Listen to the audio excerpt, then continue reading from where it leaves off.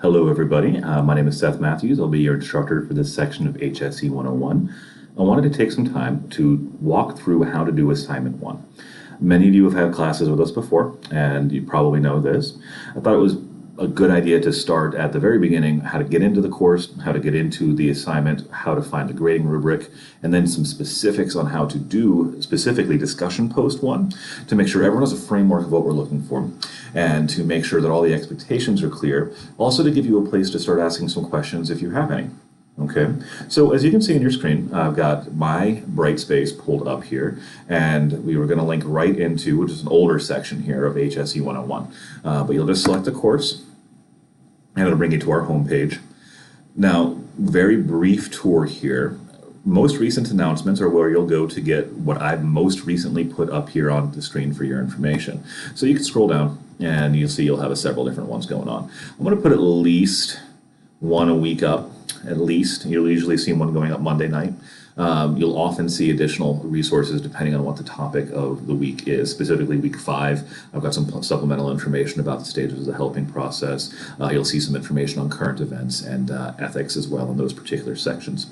Okay, please be sure to be checking that space. That's also what I'll use if we run into a problem with the textbook, if we run into any technology issues, that's where I'll post that information for your reference. Okay, now we've gotten into the course, and now we need to know what we want to do. So we're going to go to the course menu, and we want to go to learning modules. And this is going to put us where we want to start. Now right here it's got module 5 pulled up because I was working on this earlier. Pardon me. But we don't have to stay in module 5. We can scroll down here on the left. We can link to any module that we like. So we'll skip over back to module 1. And this is going to give us an overview of everything we need to do in the first week of the course. Okay, really it's going to map out all the steps that you have to take. So when you log in until the end of the first week of the course, all of the information on what you need to do that week to be successful is contained right here. Okay, so module 1 is going to talk a lot about where we're getting started, and because of that we want to go to the module overview. And this is going to give you a description, a summary of what we are aiming to accomplish within this unit of learning. Okay? So make sure that you read the overview. It's going to give you good background information. You can select the information here above it. This is going to give us our learning and objectives. This is a capsule of, by the end of the course, we should be able to do X. Okay, so this is broken down by module. So for week 1, we want to make sure that we can identify employment opportunities for human service professionals, and that we can start selecting an area in which we may be interested in pursuing. How this course is designed is, starting in week 1, we're going to start looking at jobs that are available in our communities. We're going to start narrowing down ones we may be interested in. What we'll do in next week, after we've identified some jobs, is we're going to start looking at some agencies we may want to work in. And then ultimately, we're going to be evaluating those agencies and seeing what kind of roles they have that they can offer us, if it fits our goals, where that agency fits in the overall schema of the human services field, and be able to walk out of here with an evaluation, having a pretty good idea of saying, this is where I want to work, where this isn't where I want to work, and this is why, and to be able to apply that learning to other opportunities. We're also going to want to make sure that we have a really good idea of what the human service profession is. Okay, there's a lot of confusion about what we do, and we want to make sure that we're clarifying that so that you guys have all the framework you need to pursue this program and to make the decision you want to make as far as where your career is going to go with the degree that you're earning. Okay, so again, the module overviews will help you learn all that information. I strongly recommend that this is where you need to go to get day 1 when you log in. A lot of folks like to skip right to the assignments. Get the context first. Okay, doesn't take terribly long to engage with that information. Get the context first and then move on to the assignments. One other thing I failed to note, that this is also going to show you where your readings are in the textbook. Okay, for every module, this will let you know. So week 1, want to read chapter 1, simple enough. Okay, some background-based information. I'll tell you, students that are successful in this class universally read the textbook. I know that we all have a lot going on. I know that time is essential. There's information here that you can't get anywhere else. Okay, that boils it down specifically to the objectives that we have. I love this textbook. We're on the 9th edition of it, I think, right now for this course. This is the 3rd edition I've taught. They do a very good job of keeping this current and relevant to the field. So the Woodside McClam text is very good. And it does have a lot of very useful, immediately applicable information that even those of you who are working in the field now at a paraprofessional level or a professional level in a different angle of the field will be able to walk in tomorrow into your workplace and apply things that you're learning from that textbook. Okay, so please do make sure you're reading in there. Now that we have an idea of what we're reading, now we have an idea of what we're trying to accomplish this week, we want to jump into the assignments. So we're going to come down here to week 1-1 discussion. Okay, now this is going to give you the overview of what the assignment is. And what this wants us to do, and we're going to do it together here in a moment, is to dive in and visit some websites, and it's going to give us direct links to these websites. These are great places to start. You can also look into some of the professional organizations like the APA and the National Society for Social Workers and some other resources out there that will have their own job listings. These are great places to start. State websites for hiring are also great. Now, before we start working on the assignment, and this is crucial, okay, now we talked about reading being a key to success. One of the other top probably 3 keys to success is making sure you're reading the rubric before you accomplish any assignments. Okay, before. Not during, not after, before. The reason being, the rubric is going to tell you a roadmap of what you need to accomplish to successfully complete this assignment with the kind of grade that you want to have and having accomplished the kind of learning that you need to proceed on to the next task. Okay? So when I grade these assignments, what I do is open this rubric and I say yes, no, yes, no, yes, no, close, maybe, almost there, and grade accordingly. Now, we're not going to go through this step by step, but the big key things here are, what is this supposed to be? Well, it's a discussions. Discussions typically should be within 1 or 2 paragraphs. Okay, they need to be done typically by Thursday at midnight. Okay, responses should be done Sunday by midnight. Now, specific graded items for every assignment in the discussion is that we want to get full, complete, perfect credit, we need an initial post that addresses the question that's being asked. So in this case, giving me 6 job listings that are relevant to our field that are in your community. Okay, rich and significant detail. So what does this mean? This absolutely cannot be just a copy and paste or a reframing of what's listed in the job assignment or job posting. We really need this to also include the context, what you understand, what you like, what you found interesting, what surprised you, what excites you, what maybe threw off your expectation from these job postings that you didn't think you were going to see. And that can be salary, it can be location, it can be hours, it can be licensure, it can be job expectations, any number of things. Okay, but it can't just be, I found these 6 jobs, here's a link. You've got to be able to give me your thoughts.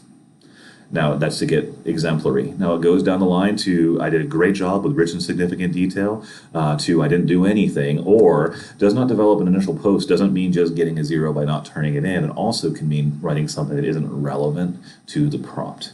Okay, so for instance, if I say we need 6 examples here, like it does in this prompt, and you turn around and give me your thoughts on a recent current event in the human services field, you could write me a great paper on a current event. If you turn it into this, in this context, it's going to be a 0 because it's not the assignment we're shooting for. It doesn't happen very often, but it happens enough that it's worth mentioning. Okay. Again, you get 10 points here just for turning it in on time, so fantastic, and then it does start getting deductions following. Similarly, with engagement, we need to have response posts to our peers, 2 at least, for every discussion. And they need to be more than I really like that statement that you made, or I agree, I disagree, thanks for posting. You've really got to either be able to pose a question, bring in a new idea, add a resource or an example that supports or disagrees with respectfully or offers a different take on your peers' point of view. Okay.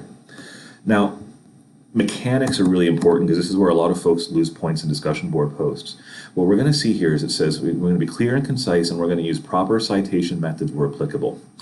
So what does that mean? It means that every discussion board that you post has to include a reference. Now, these beginning ones are really, really easy because we're going to go out today and we're going to get a couple of examples of what you're going to do with the job search. And then what you're going to do is just include for me at the end of your post a little header that says references, and then you're going to say, you're going to list the links where you found them. And it's just going to be a copy of the URL, and I'll show you how to do it, a copy of the URL that shows us where you found it. When we're talking about writing at any level in an academic higher education environment, we have to be able to say, I can prove this. That's what referencing and citation does. That's what makes this different from a discussion that we could have online and in Reddit or in Facebook or any other chat forum, is that we're backing up what we're finding with research, and we're proving that at least someone else agrees with us, or that we've done some digging and formulated our opinion based on X. Okay, so if there are no citations or references, then you will not be able to get full credit for the assignment. Now, again, it's not terribly hard. I just want to make that clear for everyone when we get started. Okay, the rest of writing mechanics is just use your spell checker, and Grammarly if you need a little bit of support with syntax and sentence structure and that kind of thing. We have amazing in-house supports for writing style in our academic support team, and they do an excellent job of walking you through, helping with some proofreading tips. They run seminars, one-on-one sessions, and you're going to be able to find all their information directly within our course. Okay? So now that we've looked at the rubric, we can take a peek at the assignment. So again, we want to go ahead and look for websites that advertise jobs in the human service field, and we're going to look 3 different positions that we find. I think I said 6 a moment ago, so excuse me for that. We're going to describe 3 different positions that we find. Okay. Now, remember what I said, when we're looking here, describe, well, we really just don't want a carbon copy of what you find in the link. Okay. Now let's take a peek. I think lots of folks start with Indeed. Let's go ahead and start with Indeed here. And what are we looking for? We're looking for human services. I want to point something out right here. When I start typing in human, I've got human services here because I've searched human services before, but the first thing that it comes up is human resources. And it's very common for people to get these two confused. Okay, human services, as we're going to learn, are social support jobs in which we use to help clients increase their ability to navigate the outside world in spite of some challenges that they're facing. Human resources folks, they typically do a lot of hiring, firing, benefits management, skill development within corporations and companies. They're very different, and you can't get credit for finding human resources jobs. What we're looking for is human services. Okay, lots of folks end up making that mistake. It's not the end of the world. We'll correct it in week 1, but I do want to make sure that we understand that we're looking for human services, not for human resources. Now I'm here, local in New Hampshire, so we're going to keep Manchester in here. And we're going to hit 5 jobs. Now, one thing you're going to notice in almost all communities is you're going to have no trouble finding jobs. Okay? There are lots of jobs out here. What we want to do is vet what kind of jobs we're looking for. So my background is in mental health. But let's get away from my background for a minute. This is a good place to start. Let's go ahead and take a look at a child protective service worker position. Now, this is going to give us a listing of what we need to be a child protective services worker for the state of New Hampshire. It's going to get us salary information. It's going to tell us that we can contact their human resources office. See, again, human resource, because they're doing the hiring for the human services position.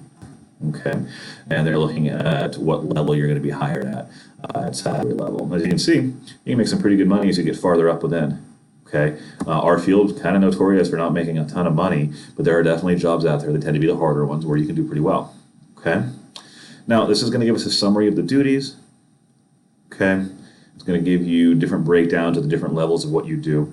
And I'm not going to read through this with you, but what we're going to do is get kind of an exemplar of what we're looking for.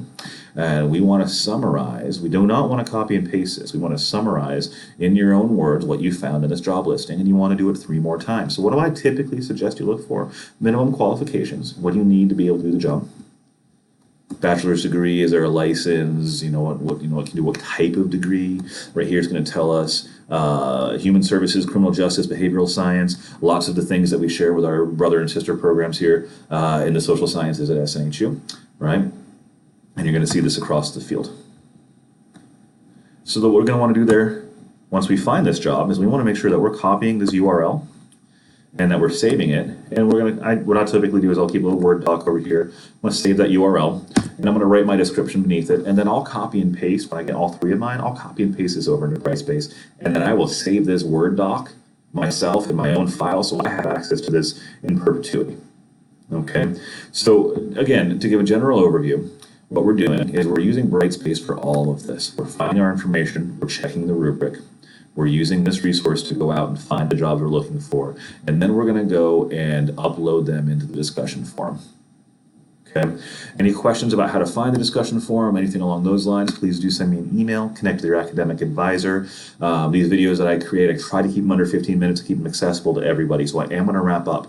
This gives you a good place to start. If this sparks any questions, I want you to reach out to me at s.matthews@snhu.edu, and we'll get those questions resolved for you. Thanks very much for your time. We're glad to have you in class.